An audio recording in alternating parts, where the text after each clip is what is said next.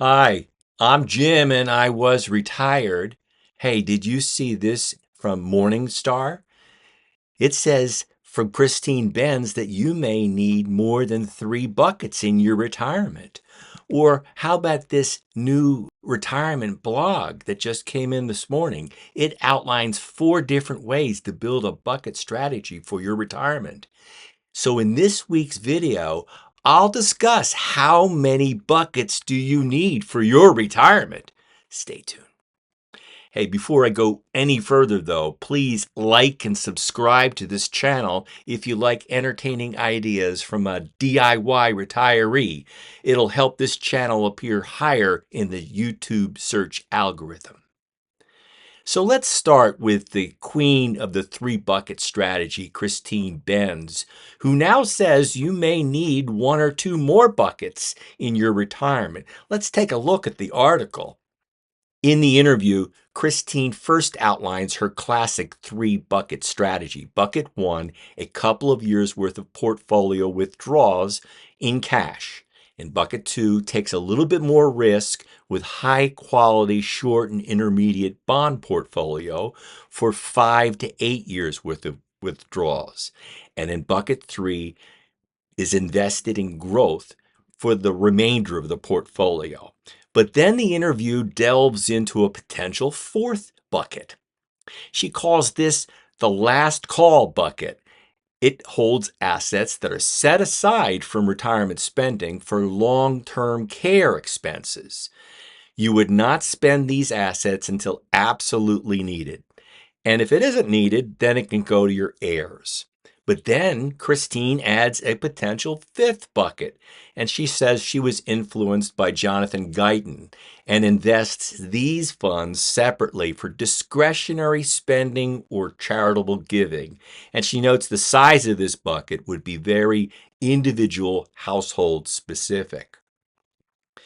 The interview concluded with a more familiar theme for this channel, and that is that the 3 time buckets are also arranged into 3 tax buckets with traditional tax deferred accounts, taxable accounts, and Roth or tax free accounts.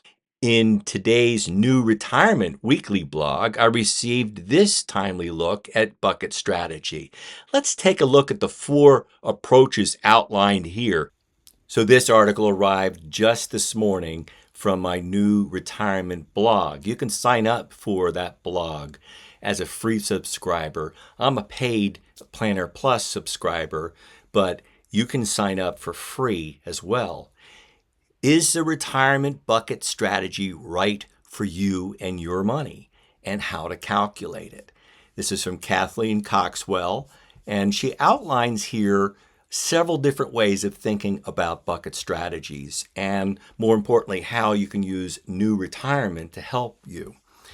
So her first approach is bucket strategy based on phases of retirement, near term, years 6 through 15, and then longer term.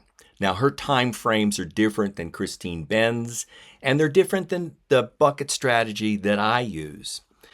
My bucket strategy is cash and equivalents for expenses for 3 years in bucket 1, the expenses for another 5 years in bucket 2 invested in income producing assets, and everything else long-term growth in bucket 3.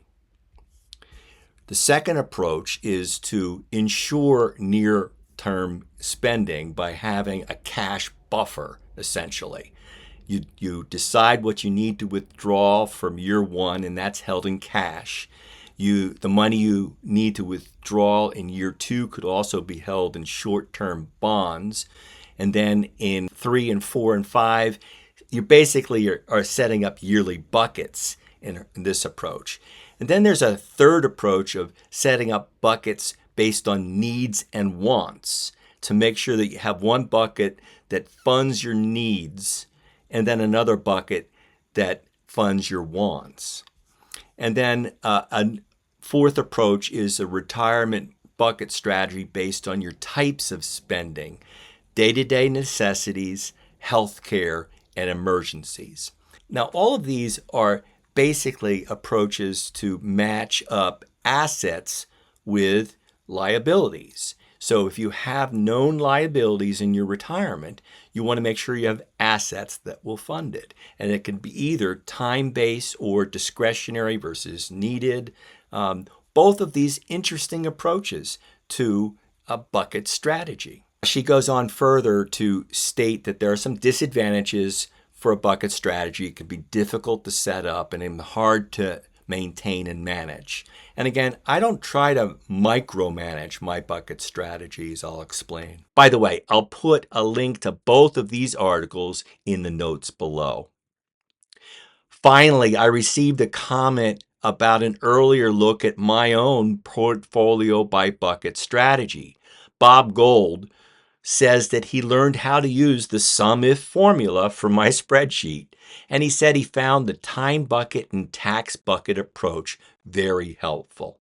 Well, Bob, thank you for watching. I had already planned to take a fresh look at the updated portfolio by bucket spreadsheet that you can find on my Google site. Download it for free. The portfolio by bucket strategy includes some charts that allow me to track asset allocation across 3 time buckets. And this is my current portfolio with 17% of assets in bucket 1, 36% of assets in bucket 2, and the remainder 47% in bucket 3. It also looks at 3 tax buckets with 16% in tax-free, 22% in taxable accounts, and 62% of our assets in tax-deferred accounts. Now, the charts also break down on the right the tax buckets by time buckets to show that taxable accounts hold assets for all 3 time buckets, as do the tax-deferred accounts. But by definition, all the tax-free accounts are in bucket 3. The twin pie charts along the bottom there also show the asset classes and tax status of the 3 time buckets for even more detail. So this is my sample portfolio by bucket strategy that's available on the Google sites. You can download it for free. You cannot edit the one that's up there. Make sure you download it or save it to your Google Drive to edit it there. But essentially, it starts with downloading from Quicken. You can use whatever method you need to populate the asset names and current market values, etc. I use Quicken, and it automatically goes over to an asset allocation sheet that allows me to take a look at the overall asset allocation and how well that compares with the model or target allocation that I'm aiming for, with how much money I need to move around to get it into the proper asset allocation. Now, I do asset allocation quarterly, and I really focus on those that are more than 5% off the target and focus on those first. And if they're not, then I have some discretion as to whether I balance then or rebalance at year end. The 3 buckets, though, then take a look at all of those assets over here. You can see that they assign them to a time bucket: taxable, tax-deferred, tax-free. You go through and assign those to each of those assets. You already have the asset allocation, but now you're assigning them to your buckets in the strategy.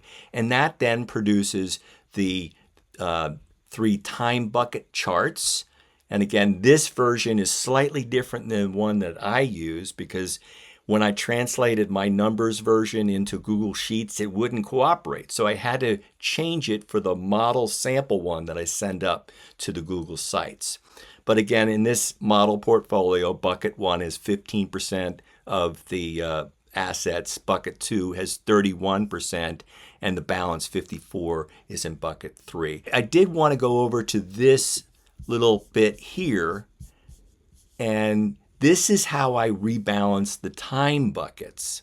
And again, I don't do this micromanaging it through the year. Again, I try to start the year with the right balance in the time buckets with my target of 3 years worth of expenses in bucket one, another 5 years in bucket two, and the balance in bucket three.